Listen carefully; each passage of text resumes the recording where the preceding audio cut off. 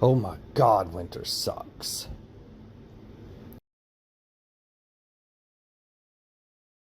So what's the weather? Right now in Jonesboro, it's 18 degrees Fahrenheit with cloudy skies.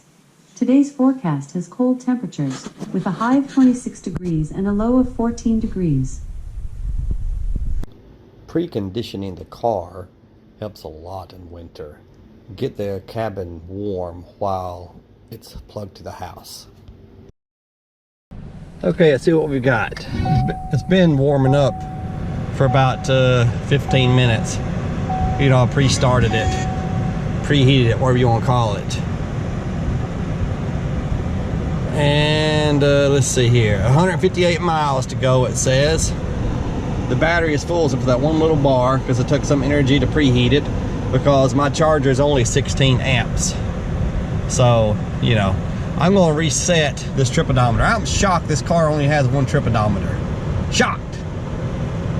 All right, first I'm going to Panera Bread to get a cup of hot tea to drink today while at work, and then on to work, about 24 miles away. But going to Panera Bread, probably 27 or 28 miles. Look at that, burning 6 and 5 and 7 kilowatts just by running the heat. Which the heat is on, I don't know. Oh, right there, 76. Dang. I'm not going to drive in L mode, which is extra regenerative braking, because it may not be safe on icy roads. And once I hit the bypass to go to Paragould, I don't expect it to be icy at all. If it is, I'm going to call work and turn around and come home. I expect it to be clear. But I'm not sure about regenerative braking on icy roads. My guess is you probably shouldn't do it. Of course, somebody's commenting right now, you also shouldn't hold a camera and drive with one hand on icy roads. But look, there's nobody around. So, you know, it's aight. Okay, cool.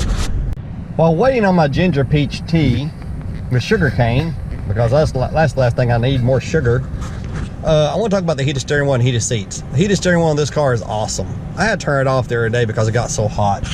The heated seats remind me of the Chevy Spark. They suck. The Chevy Spark heated seats were horrible, and these are too. I have them on high, I can't even feel them. I can feel just a niche little bit of heat. And sometimes it seems like I feel more than others. And now that I mentioned I feel the least little bit, it seems like I feel a little bit more. Maybe that's just my brain working a weird way. But a Canadian I know, he said that you can feel the heated seats, but you have to have your jacket off. That just seems goofy. I've had heated seats before where you had to turn them down. Look at that on high. You've had to turn them down because I don't care what the temperature was, 3 was too much. My GMC Terrain was like that. My wife's GMC Terrain. Heated seats work tremendously, and it's, you know, this is a GM product, and so was that. Right now, I'd be leery of any heated seats in any Chevy product I've ever wanted to buy. I would just assume that Chevy heated seats ain't gonna work. Thank you, sir. Yep, you have a good day. Uh-huh. That's what I would assume. And maybe I'd get lucky and they would work once I bought the car. So there you go. As to the idea that you can't have a jacket on and feel the heated seats, you know, the heated seats work fine. You just can't have a jacket on. Well, I guess I could strip down to my boxers in the winter time and take my shirt completely off so a skin on the seat. Maybe they'd work just fine then. Then, you know, put my clothes back on when I get where I'm going. I guess that'd work. It's a long time for the heated seats to kick in. I did wind up feeling more than I did earlier, even though there still wasn't enough for high compared to what I've had before, you know, but I did turn it down to 2, and now I can't feel them at all again. So I'm going to stand by my statement that the heated seats suck. But maybe after 15 or 20 minutes on high, you can feel them a little bit through a light jacket like I have on today, and pants. Okay, and 18 degrees. Google Maps says I averaged 31 miles an hour.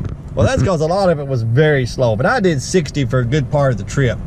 And I got 2.4 miles per kilowatt hour, which is, that's not bad for 18 degrees, and the heat on pretty high, 76, 74, now 72, and just blowing pretty good. According to the guessometer, I have 118 miles left, plus 25, 143.4. Oh my gosh, that's so close to a gross. I'm going to declare it's a gross. You can get 1 gross of miles in these conditions. I'm calling it because how often do you have a chance to use that number? Not very often. So, at least today, in February 12, 13, something like that, 2021, 18 degrees, 1 gross of miles on the battery. You know, if, you know, according to the gasometer, how many miles I went. That's not bad. Now, tomorrow's gonna be even colder. And so, tomorrow I'm gonna do this again, but it's gonna be very short. Pretty much just telling you what I've got, what I got when I get here. So hang on for that. This video will probably last another minute, 2 minutes at most, if you wanna see tomorrow's results. I'm thinking maybe today's 18, maybe 10 or 12 tomorrow. And I'm coming to work early in the morning, and maybe 8 or 9 degrees. It sucks. The average low in February here is 36, I think. This weather sucks. All right, and we have no snow or ice fighting equipment in Northeast Arkansas. I mean, that makes it even worse. Oh yeah, look at this. 73% was used for driving and accessories, 26% for climate change settings, and 1% for the battery. You know, to condition the battery so it doesn't get too cold. 11.4 kilowatt hours, 25.4 miles. Net score, -9. 2.7 on technique. I drove like an old man. -1.7 on terrain, -5 for climate and outside temperature. And right there is what I've done the last 50 miles. So I'll take about here over, 25 miles over. You know, yeah, not good. I mean, it's pretty good considering the weather, but you know, the summer, I think on this trip in summer, I'll probably get 4.5 miles per kilowatt hour, maybe even 5. Dang, that'd be something else.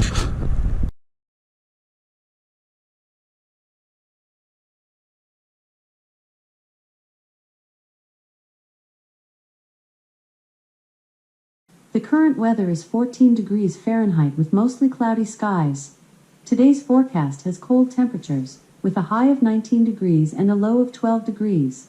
Low of 12. That's 24 degrees below the average low in February in Northeast Arkansas.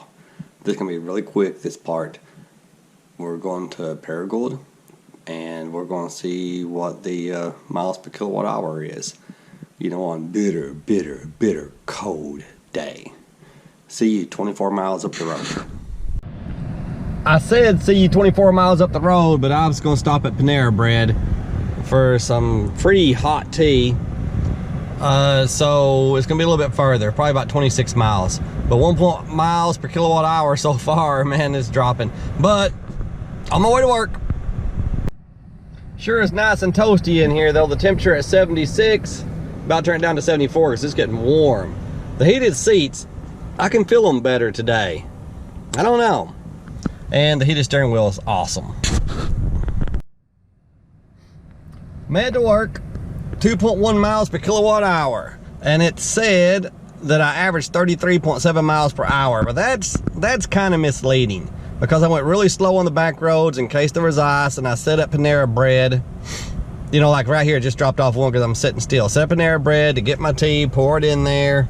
You know, I did 48 miles an hour, made every green light. It never turned red. I did 48 for probably about 5 miles without stopping. I did another 60 for probably another dozen or 14 miles. 2.1 miles per kilowatt hour when it's 12 degrees out. It says on the gasometer I'm going another 105. That's a 130 mile range. By using mathematics and the size of the battery, 2.1 is about 126 miles of range. So about 125 to 130 miles in these conditions with the heat blowing just fine and the heated steering wheel on, heated seats on. I got to work about 30 minutes early because I was worried about the roads, for I might be late. And like my Uncle Vaughn Johnson used to say, he used to say it's better to be an hour early for work than a minute late, which I believe wholeheartedly. You don't want to be late for work. Speaking about being tardy, I remember once, about you know, like I said, I've been late one time in 10 years. And 6 or 7 years ago, another gimp worked up here. So I only have one leg. But another gimp, he had 2 legs, but he was in a wheelchair. And he, you know, he knew I had an iPad for sale. And he said, hey, bring me your iPad tomorrow and I'll buy it for 200 bucks.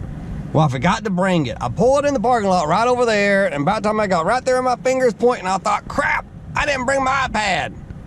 I could go home and get it. At the time, I lived about 4 miles from work. I can go home and get it and be late for work and get $200, or be on time and not get $200.